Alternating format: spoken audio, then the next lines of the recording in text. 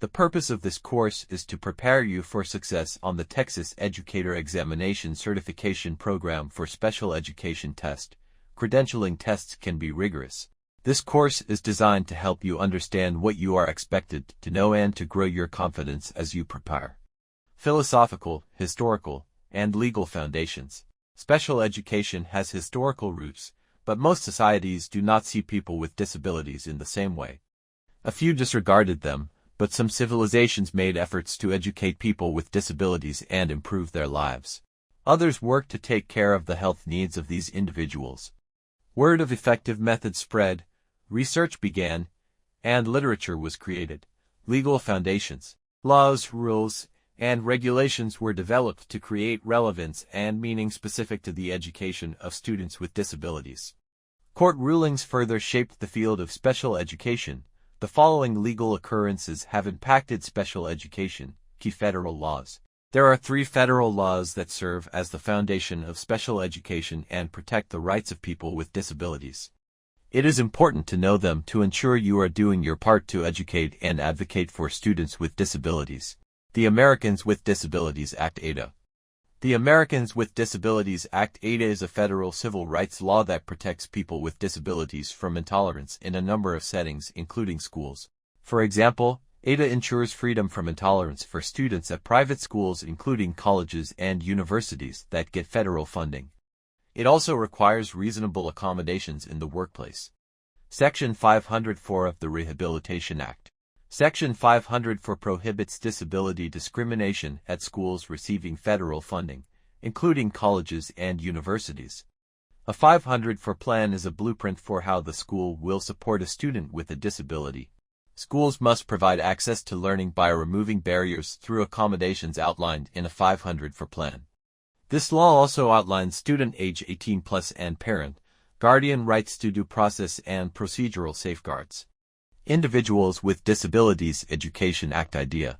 The Individuals with Disabilities Education Act (IDEA) is the federal special education law covering children from birth to 21 and includes parental, guardian rights like the right to due process, to the extent possible.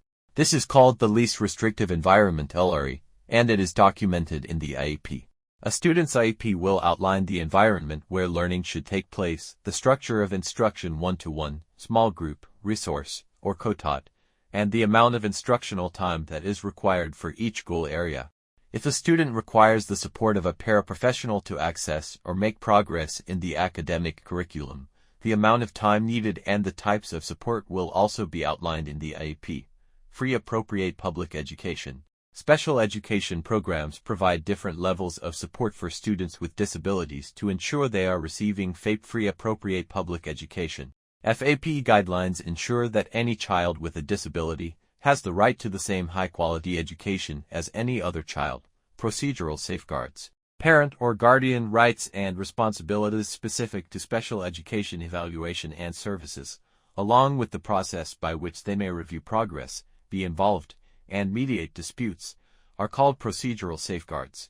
Professional roles and responsibilities. Professional conduct involves ethics, morals, and standards of behavior that are expected from teachers. Review the table outlining expectations around professional conduct with corresponding examples of each expectation. Exercising objective professional judgment. Using assessment data to inform instructional planning. Maintaining a high level of competence in your professional practice. Reflecting on observations and evaluations to inform your professional development plan. Demonstrating respect for the heritage and personal beliefs of individual students. Asking the student about their heritage to build a relationship and gather information about how to work best with the learner. TExES Educators Code of Ethics.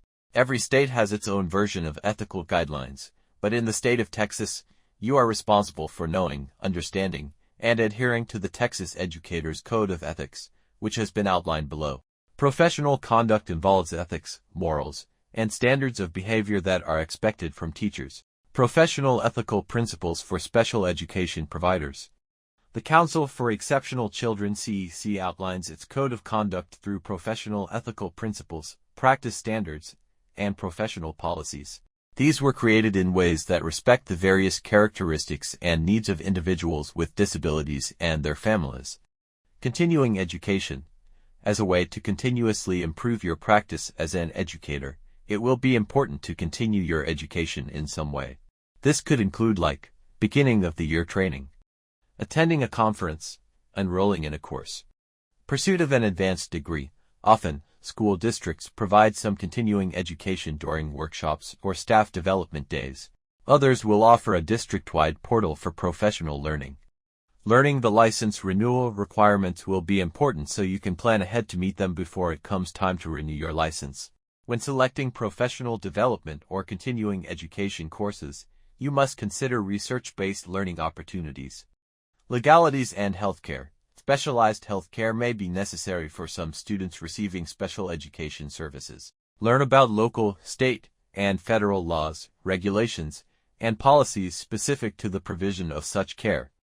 Confidentiality. You will have access to and control of confidential information about the student and/or family with whom you work. To respect the privacy of the student and/or family, you will want to do the following. Maintain the confidentiality of electronic correspondence and records. Take steps to ensure the confidentiality of conversations across settings. Keep paper records, progress monitors, and IEPs in a locked area. Use progress monitors that do not have identifying information, such as name and goals. When progress monitoring or assessing across settings, keep progress monitors in folders, out of the reach of students, and as unobtrusive as possible. Return progress monitors to a secure location each day. IDEA and other federal laws protect the confidentiality of a student's education records. IDEA's confidentiality regulations refer directly to the Family Educational Rights and Privacy Act (FERPA).